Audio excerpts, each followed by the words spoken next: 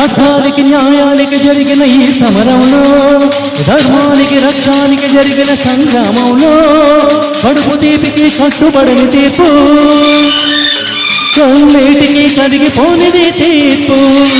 ఇది ఆ దైవమే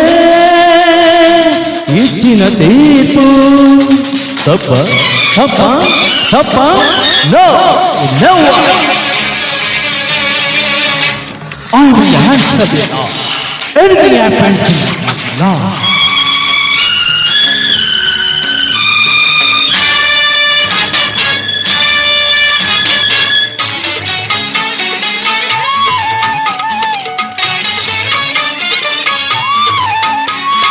కఠినమన్నది ధర్మం, కన్ను లేనిది న్యాయం, మనసు లేనిది చట్టం, మనిషి జన్మకిది కర్మం.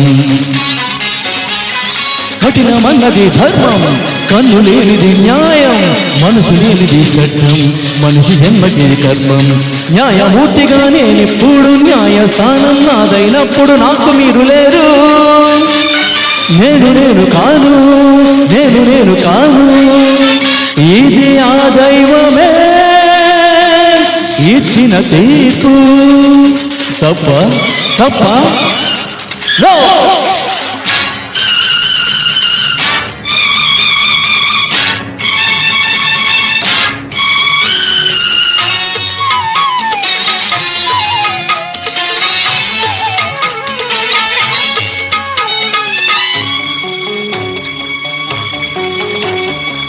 సత్యం కోసం హరిచంద్రుడు సతీసుతను నడవాసినది.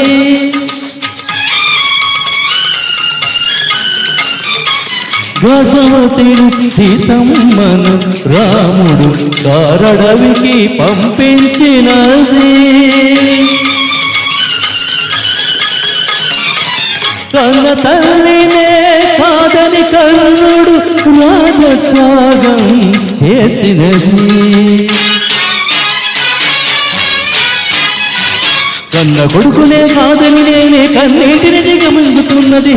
ఎందుకోసం ఎందుకోసం? సహించిన అది ధర్మం గనుక, సహించాలి అది సత్యం గనుక. సూచించినా నశించినా అది న్యాయం గనుక.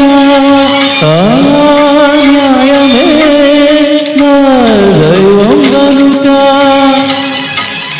చట్టానికి న్యాయానికి జరిగిన ఈ సమరంలో, ధర్మానికి రక్షానికి జరిగిన సంగ్రామంలో, కడుపు తీపికి కట్టుబడిన తీర్పు, కన్నీటికి కరిగిపోని తీర్పు.